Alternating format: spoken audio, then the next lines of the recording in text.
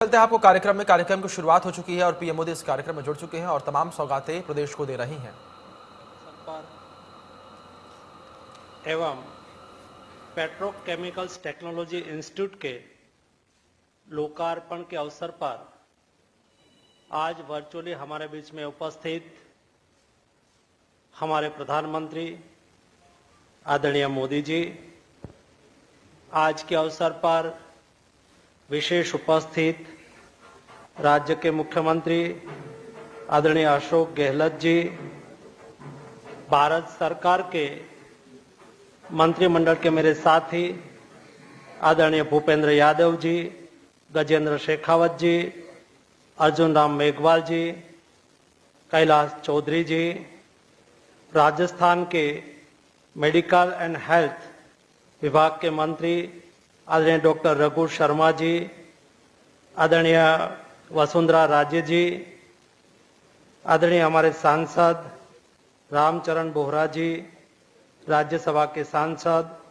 नीरज डांगी जी, यहाँ की विधायिका गंगा देवी जी, हमारे राज्य मंत्री खुबा जी, उपस्थित सभी भाइयों एवं बहनों, आज मोदी जी की ओर से राजस्थान को 4 मेडिकल कॉलेज की सौगात मिल रही है। उसके अलावा राजस्थान के युवाओं को पेट्रोकेमिकल्स टेक्नोलॉजी में अभ्यास करने के लिए अपॉर्चुनिटी मिले, उसके लिए पेट्रोकेमिकल्स टेक्नोलॉजी इंस्टीट्यूट का लोकार्पण हो रहा है। जब राजस्थान की धरती पर राजस्थान के युवाओं को मेडिकल कॉलेज में पढ़ने का अवसर मिले, अपने मेडिकल कॉलेज में पढ़ने का अवसर मिले, यहाँ के युवाओं को रोजगारी का अवसर के लिए उसको पेट्रोकेमिकल्स टेक्नोलॉजी इंस्टीट्यूट के माध्यम से ट्रेनिंग और ट्रेनिंग के माध्यम से रोजगार मिलने का एक नया अवसर ओपन हो रहा है। मुझे आज बताते हुए खुशी हो रही है। मेडिकल सेक्टर एक ऐसा सेक्टर है और पहले सालों में मेडिकल सेक्टर को हेल्थ के साथ नहीं जोड़ा गया था और हेल्थ को डेवलपमेंट के साथ नहीं जोड़ा गया था। डेवलपमेंट के साथ हेल्थ को जोड़ने की शुरुआत मोदी जी ने गुजरात से की है।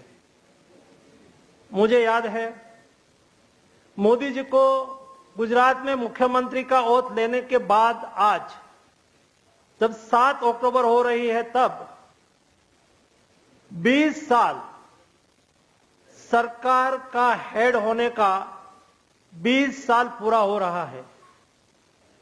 मतलब गवर्नमेंट हेड करने का 20 साल का एक लंबा अनुभव, और उसकी शुरुआत जब गुजरात से हुई थी, उस वक्त मोदी जी ने गुजरात में सबका साथ सबका विकास का एक मंत्र दिया था। वो एक ऐसा मंत्र था जो सर्व समावेशी था। मोदी जी चाहते थे कि गरीब से गरीब लोगों का कल्याण होना चाहिए, गरीब के गरीब लोगों को लगना चाहिए कि सरकार हमारे लिए भी कुछ काम कर रही है और उसका फल उसको मिलना चाहिए। और इसलिए सबका साथ सबका विश्वास, सबका साथ सबका विकास, यानी कि सब लोगों का साथ मिले, सब लोगों को समान अवसर मिले, सब लोगों तक सरकारी योजना का लाभ मिले, सब लोगों तक हेल्थ सुविधा मिले, सब लोगों तक सरकारी योजना पहुंचे। और इस मंत्र से गुजरात में हेल्थ सेक्टर को आगे बढ़ाने की कोशिश हुई थी, मैंने देखा है। गुजरात के दूर सुदूर क्षेत्र, हमारे यहां ईस्टर्न पार्ट में उमरगाम से अंबाजी तक जो राजस्थान से छटा हुआ क्षेत्र था, वहां हेल्थ सुविधा नहीं पहुंची थी। वहां हेल्थ सुविधा पहुंचाने के लिए एक क्षेत्र तक एम्बुलेंस कैसे पहुंचे? मां अमृतम योजना, आज आयुष्मान भारत योजना के तहत सारे देश को लाभ मिल रहा है। उसकी शुरुआत जब गुजरात में हुई, वो मां अमृतम योजना से हुई। मां अमृतम योजना क्या थी? कोई गरीब व्यक्ति उसके यहां पैसा नहीं होता है, आर्थिक सुविधा नहीं होती है और उसको जब कोई बड़ी बीमारी आ जाती है, बीमारी किसी को पूछ के तो नहीं आती है, गरीब को भी यहां भी आती है, अमीर के यहां भी आती है। और उस वक्त मोदी जी ने सोचा था कि गरीब लोगों को भी बेहतर स्वास्थ्य सुविधा मिलनी चाहिए और गरीब लोगों को बेहतर स्वास्थ्य सुविधा के लिए मां अमृतम योजना के माध्यम से एक मां कार्ड दिया गया था। ये मां कार्ड से गरीब लोगों को बिना खर्च से राज्य सरकार की तिजोरी से उसका इलाज होता था। आज ये योजना आगे बढ़ के देश में उसका इंप्लीमेंटेशन आयुष्मान भारत योजना के तहत हो रहा है। और ये भी आयुष्मान भारत योजना मोदी केयर योजना के नाम से भी देश में जानी जाती है। ये योजना कैसी है? हमारे यहाँ राजस्थान में भी उसका इंप्लीमेंटेशन हो रहा है, देश के शेष भागों में उसका इंप्लीमेंटेशन हो रहा है, उसका अमलीकरण हो रहा है। आज तक 2 करोड़ से ज्यादा लोगों को आयुष्मान भारत योजना से 5 लाख तक का इलाज मुफ्त मिलने का अवसर मिला।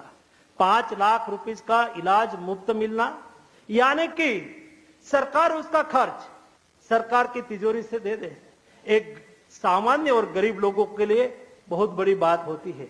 ये योजना को विस्तार करके anywhere everywhere, Modi care anywhere everywhere, यानी कि राजस्थान के कोई स्टूडेंट यहां से बेंगलोर में पढ़ता हो और उसको कोई वहां ट्रीटमेंट करानी है और वो आयुष्मान भारत का कार्ड है, वहां उसको इलाज मिल जाएगा।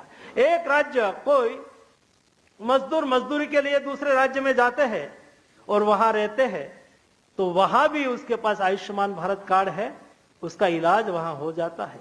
इस तरह से मोदी जी ने हेल्थ को डेवलपमेंट के साथ जोड़ के जब उस वक्त सबका साथ सबका विकास की कल्पना की थी, उसका एक भाग ये भी था जिसमें गरीब का पैसा बचे, गरीब के जेब में पैसा बचेगा तो उसका उपयोग अपने जीवन को अपर लाने में भी उपयोगी हो सकता है।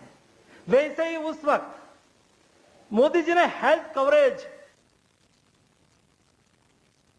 कवरेज को गरीब लोगों के साथ कैसे जोड़ा, सबका विकास के साथ कैसे जोड़ा, उसका और उदाहरण है। मोदी जी ने गुजरात में चिरंजीवी योजना लागू की थी। ये चिरंजीवी योजना के तहत कोई मां बच्चा को जन्म देती है या तो जब कोई मां के यहां डिलीवरी होती है, कोई बहन के यहां डिलीवरी होती है तो डिलीवरी केवल सरकारी अस्पताल में ही गरीब लोग जाए और इलाज कराए, डिलीवरी कराए, ऐसा नहीं, लेकिन लोग भागीदारी से और सरकारी अस्पताल में ही नहीं, प्राइवेट अस्पताल में भी उस कोई बहन बेटी की डिलीवरी हो और वहां सरकार उसको आर्थिक सहयोग कर दे। इस तरह से हेल्थ सेक्टर को डेवलप किया, हेल्थ सेक्टर को विस्तारा, उसका लाभ धीरे धीरे 20 साल तक यही सातत्यता से गुजरात से लेके सारे देश में उसका इंप्लीमेंटेशन आज मैं देख रहा हूं। देश में आयुष्मान भारत योजना का अमलीकरण हुआ, गरीबों को इलाज मिलना शुरू हुआ, लेकिन हर गरीब को इलाज सुनिश्चित करने के लिए डॉक्टर चाहिए और डॉक्टर बनाने के लिए मेडिकल कॉलेज चाहिए। देश में 127 मेडिकल कॉलेज आज सैंक्शन की गई है और बन रही है। राजस्थान में भी 23 मेडिकल कॉलेज को अनुमति दी गई है। उसमें से 4 मेडिकल कॉलेज सिरोही, दौसा, हनुमानगढ़ और बांसवाड़ा का शिलान्यास हो रहा है। 2600 से ज्यादा स्टूडेंट को वहां एडमिशन मिलेगा। हमारे यहां स्वयं का एक हेल्थ इंफ्रास्ट्रक्चर बहुत तेजी से बढ़ रहा है और ये राजस्थान में 2600 डॉक्टर हर साल बनेंगे और बाहर आएंगे। वो यहां राजस्थान के जनता की सुविधा के लिए, स्वास्थ्य के लिए काम करेंगे। आज गुजरात में राजस्थान के बॉर्डर के इलाके के लोग स्वास्थ्य के लिए उसको गुजरात आना पड़ता है। भविष्य में राजस्थान में ही राजस्थान के नागरिकों को ट्रीटमेंट मिल पाएगी, ये सुविधा राजस्थान में हो जाएगी। ऐसा इतना ही नहीं, देश में पहले एक दिल्ली एम्स हुआ करती थी, आज 22 एम्स बन रही है। 22 एम्स के माध्यम से टर्सरी केयर, बेस्ट इलाज देश के नागरिकों को मिले, इसके लिए मोदी जी ने सुनिश्चितता की है।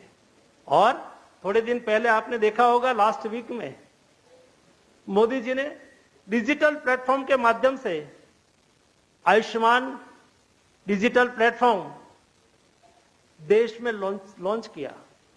ये डिजिटल प्लेटफॉर्म से देश के नागरिक को अपने हेल्थ का रिकॉर्ड रखा जाएगा।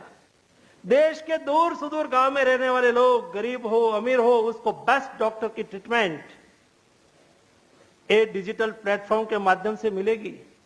अगले दिनों में हेल्थ सेक्टर में जो बदलाव हो रहा है, ये बदलाव देश को आगे बढ़ाने के लिए, देश की प्रगति के लिए, जैसा मैंने प्रारंभ में कहा, हेल्थ को डेवलपमेंट के साथ जोड़ना बहुत बड़ी बात है। मोदी जी की बहुत बड़ी कल्पना विचार है। जब देश के नागरिक स्वस्थ नहीं होते तो समाज स्वस्थ नहीं होते, और जब समाज स्वस्थ नहीं होते तो नेशन स्वस्थ नहीं हो सकता है। ये सोच आज से 20 साल पहले मोदी जी ने मां अमृतम योजना के माध्यम से गुजरात से शुरू की थी, और उसका फल आज देश के नागरिकों को मिलना शुरू हो गया है। और अगले दिनों में राजस्थान में इंस्टीट्यूट ऑफ पेट्रोकेमिकल टेक्नोलॉजी, यहां ये इंस्टीट्यूट का लोकार्पण जब प्रधानमंत्री जी कर रहे हैं, तब मुझे बताते हुए खुशी हो रही है। देश में एजुकेशनल इंस्टीट्यूट तो होती है, इंजीनियरिंग इंस्टीट्यूट तो होती है, लेकिन ये इंजीनियरिंग इंस्टीट्यूट में बच्चे पढ़ते हैं, उसका रोजगार कैसे सुनिश्चित किया जाए, और ये बच्चे पढ़ के उसको रोजगारी कैसे मिले, और एक क्षेत्र में रही इंडस्ट्रीज को उसका कैसे फायदा हो। इसलिए एजुकेशनल इंस्टीट्यूट को इंडस्ट्रीज के साथ कनेक्ट करने की बात आदरणीय मोदी जी ने कही थी। इंस्टीट्यूट टू इंडस्ट्रीज को कनेक्ट करना, उसका प्रतिबिंब एक सिपेट इंस्टीट्यूट में हम देख रहे हैं। देश में 42 ऐसी इंस्टीट्यूट चल रही है। पहले जब मोदी जी देश के प्रधानमंत्री नहीं हुआ करते थे, उसके समय के पहले की मैं बात बताऊं, वो सरकार के फंड पर निर्भर थी। मोदी जी ने आत्मनिर्भरता का मंत्र दिया, मोदी जी ने इंस्टीट्यूट टू इंडस्ट्रीज कनेक्ट की बात कही, और ये सोच का ये नतीजा निकला। आज ये 42 सिपेट सेंटर इंस्टीट्यूट, उसके इलाके में रहने वाली छोटी मोटी इंडस्ट्रीज, वो इंडस्ट्रीज का प्रॉब्लम सॉल्व करते हैं, उसका टेस्टिंग फैसिलिटी देते हैं, उसको और कोई प्रोजेक्ट देना है तो ये सिपेट इंस्टीट्यूट को देते हैं, और सिपेट इंस्टीट्यूट धीरे धीरे ट्रेनिंग भी देने लगी, उसका प्रॉब्लम भी सोल्व करने लगे। छोटी छोटी एमएसएमई होती है तो उसके पास समय नहीं होता है, उसके पास इतना फाइनेंशियल सिचुएशंस में उसकी स्ट्रांग नहीं होती है जो रिसर्च में समय लगाए, वो प्रोजेक्ट दे देते थे सिपेट में। और आज ये 42 सिपेट, 42 सिपेट आत्मनिर्भर है, सेल्फ सस्टेन है, उसको सरकार का कोई पैसा नहीं चाहिए, वो स्वयं अपना उपार्जन करते हैं, और एक साल में 1 लाख स्टूडेंट को ट्रेनिंग 3 महीने, 6 महीने, 1 साल, डिप्लोमा, डिग्री, पीएचडी तक एजुकेशन देते हैं, और उसमें से 95% लोगों को प्लेसमेंट मिल जाता है, रोजगारी मिल जाती है। एक देश के प्रधानमंत्री जी की सोच का यह नतीजा है। आज मुझे खुशी हो रही है, राजस्थान में 4 मेडिकल कॉलेज का शिलान्यास हो रहा है, और युवाओं को रोजगारी देने वाले एक इंस्टीट्यूट का लोकार्पण हो रहा है। इस अवसर पर मैं सम्मानीय प्रधानमंत्री जी का स्वागत करता हूं, और हमारे साथ वर्चुअली जुड़े हुए सभी महानुभावों का हार्दिक हार्दिक स्वागत करता हूं। धन्यवाद महोदय। अब हम सादर अनुरोध करते हैं माननीय मुख्यमंत्री राजस्थान से कि वे अपना संबोधन करें।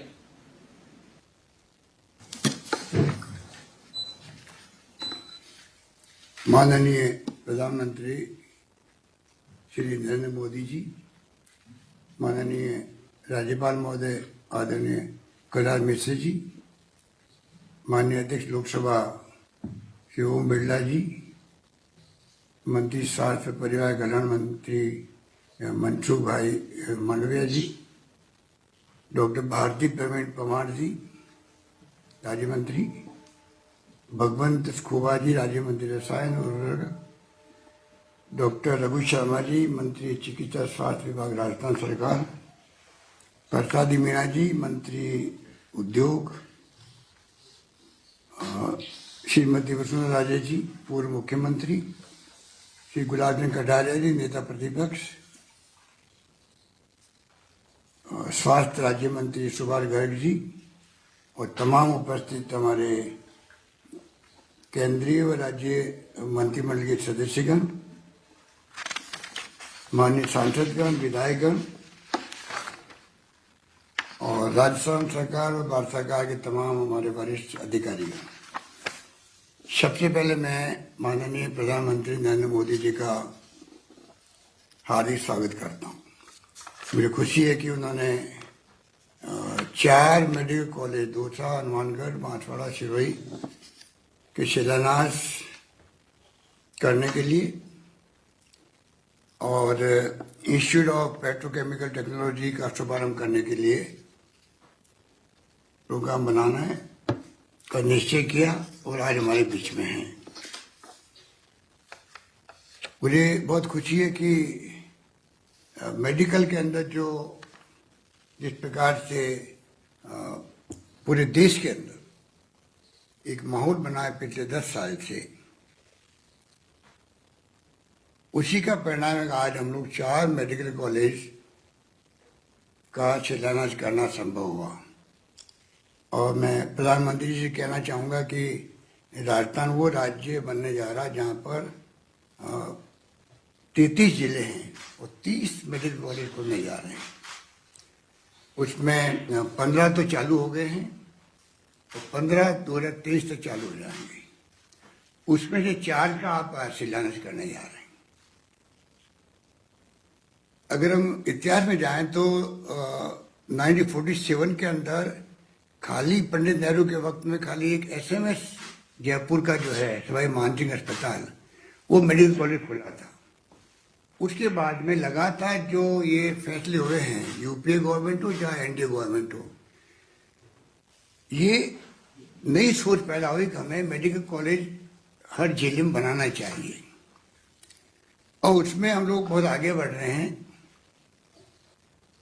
और मुझे खुशी है कि जिस गति से ये मेडिकल कॉलेज पूरे देश के अंदर भी आपके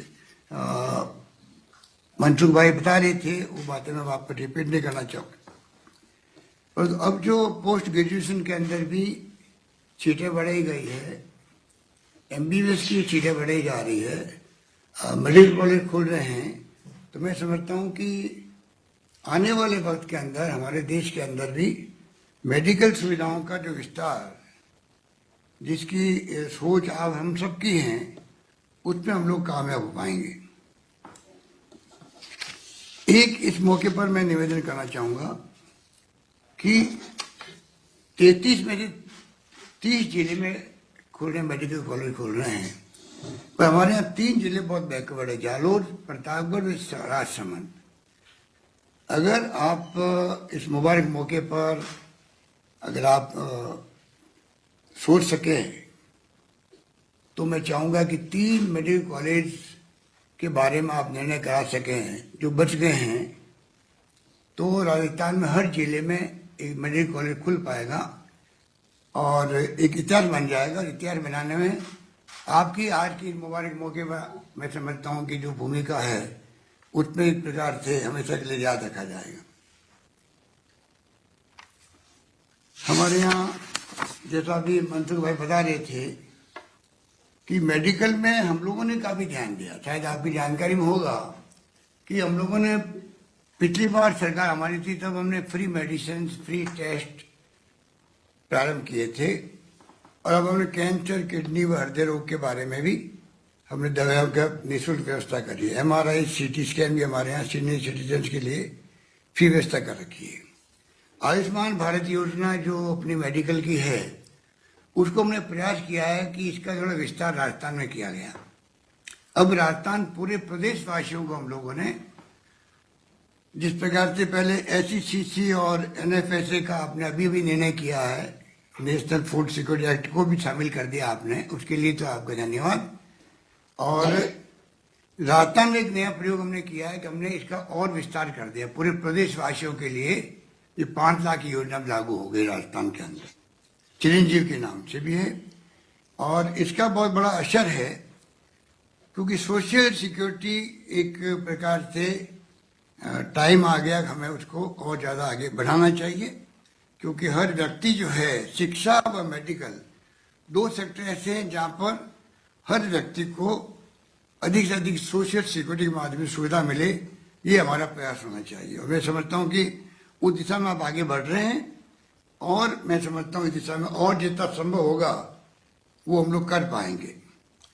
कोरोना के अंदर भी आपको शायद इस बार का एहसास भी है कि राजस्थान ने कोई कमी नहीं रखी थी। जो निर्देश केंद्र सरकार ने दिए थे हमें, उनको हमने पूरा फॉलो किया। उसी कारण से हम लोग चाहे मृत्यु दर हो वो बहुत कम रही, और रिकवरी रेट भी बहुत अच्छी रही थी। ऑक्सीजन की जो प्रॉब्लम आई थी वो भी हम लोगों ने अब जो है, अगर थर्ड वेव की संभावना जो व्यक्त की जा रही है एक्सपर्ट द्वारा, मैं उम्मीद करता हूँ कि अगर सब कुछ ठीक रहा तो हम लोगों ने अच्छी व्यवस्था कर रखी है। करीब 120 प्लांट हमने लगाए हैं ऑक्सीजन प्लांट, और 250 मेट्रिक टन जो पहले व्यवस्था थी, अब 1000 मेट्रिक टन की व्यवस्था हमने कर रखी है। इस प्रकार से हमने पैकेज भी अच्छा दिया है। तो मेरा निवेदन रहेगा कि इस मेडिकल के सेक्टर में जो भारत सरकार की सोच है उसको हम लोग किस प्रकार से आगे बढ़ाएं, जिससे कि और अधिक गति के साथ में हम लोग कैसा ही स्थिति बने देश के अंदर, क्योंकि दुनिया के मुल्कों में जो विकसित राष्ट्र है, अमेरिका हो चाहे इंग्लैंड हो, वहाँ के हालात भी आप जानते हैं किस प्रकार से है। उनको देखते हुए हम लोग कैसे हम अपनी व्यवस्था करें जिससे कि थर्ड वेव की संभावना समाप्त हो जाए, और इस दिशा में हम लोग सब जागरूक भी हैं और पब्लिक को भी बराबर आगाह करते जाते हैं। ये सीपेट जो जिसका आज आपने उद्घाटन किया है, उसके लिए भी मैं आपका बहुत शुक्रिया अदा करना चाहूँगा, आपको धन्यवाद दूंगा, क्योंकि ये बहुत ही महत्वपूर्ण संस्थान है जिसका शिलान्यास तो बहुत पहले ही हो गया था।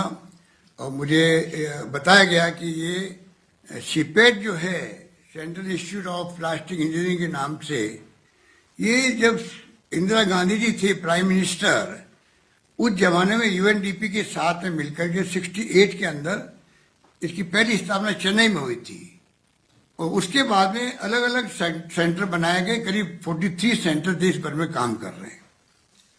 और मुझे खुशी है कि जयपुर में सीपेट सेंटर के माध्यम से जो प्लास्टिक टेक्नोलॉजी के क्षेत्र में काम आज प्रारंभ हुआ है, इंस्टीट्यूट ऑफ पेट्रोकेमिकल टेक्नोलॉजी का उद्घाटन हुआ है, उसका भी जैसे अभी मंत्री जी बता रहे थे, आने वाले वक्त में हमें इसका बहुत बड़ा लाभ मिलेगा, इसमें कोई दो राय नहीं है। इस मौके पर ये भी मैं निवेदन करना चाहूँगा कि आपको शायद याद होगा कि आप ही ने राजस्थान में रिफाइनरी का शुभारंभ किया था 55 के अंदर। आप खुद पधारे थे जब पिछली बार आपके एनडीए फर्स्ट के अंदर, और वो काम आगे बढ़ रहा है। हालांकि कुछ डिले हो गया, उसके कारण से मैंने सुना है कि जो कॉस्ट बहुत बढ़ चुकी है उसकी भी, और उसका जो टाइम सेक्टर है वो भी शायद बढ़ रहा है। पर आज के हिसाब के उद्घाटन में जो बच्चे तैयार होंगे, मैं उम्मीद करता हूं कि उसका लाभ हमारे आने वाले वक्त में उस सेक्टर को मिलेगा जो पेट्रोकेमिकल का सेक्टर बन रहा है वहाँ साथ के अंदर। क्योंकि शायद आपको जानकारी है कि रिफाइनरी के साथ में पेट्रोकेमिकल कॉम्प्लेक्स भी साथ में है, और उसके लिए भी हम लोगों ने तैयारी पूरी कर रखी है। मैं उम्मीद करता हूँ जल्दी ही आपके सानिध्य में मैं बात करना चाहूँगा, अभी जो यहाँ अधिकारी बैठे हुए उनसे भी, कि पेट्रोकेमिकल इन्वेस्टमेंट रीजन जो बनेगा वहाँ पर, उसके लिए हमने अप्लाई कर रखा है, उसकी जल्दी स्वीकृति मिले, जिससे कि रिफाइनरी बनने के साथ साथ में लोग रोजगार मिल सके, इंडस्ट्री आ सके वहाँ पर प्लास्टिक आधारित, और एरिया का डेवलपमेंट हो सके। मैं उम्मीद करता हूँ कि उस पर भी आप हमें पूरा सहयोग देंगे। जैसा आप जानते हैं कि वैसे तो राजस्थान के अंदर भी अब पहले वाली बात नहीं रही। आज आपने एक नया इंस्टीट्यूट का जो उद्घाटन किया है, ये बहुत ही प्रतिष्ठित संस्थान है, और यहाँ पर IIT, MNIT, IIM, AIIMS, SMS, NLU, NIFT अच्छी संस्थान हमारे यहाँ आई है। और मुझे उम्मीद है कि आपके सहयोग से हमें आने वाले वक्त के अंदर भी राजस्थान में जो समस्याएं हमारे समय समय में आती रहती है, ये हम आपसे रिक्वेस्ट करते हैं, उस पर आप विशेष ध्यान देंगे राजस्थान की भौगोलिक परिस्थिति को देखते हुए। बिहार राजस्थान देश के अंदर सबसे बड़ा राज्य बन गया है जब से छत्तीसगढ़ बना है, पर पानी हमारे यहाँ मुश्किल से 1% है, आबादी 10% है, दूरियां बहुत दूर दूर है। कुछ तो आपका खुद का अनुभव भी है गुजरात को लेके हुए। तो हमारे यहाँ कई तरह के इलाके ऐसे रेगिस्तानी हैं, और जो सर्विस डिलीवरी है एक जिले से दूसरे जिले में और एक गांव से दूसरे गांव में, उसमें हमें पानी हो, चाहे बिजली हो, सड़क हो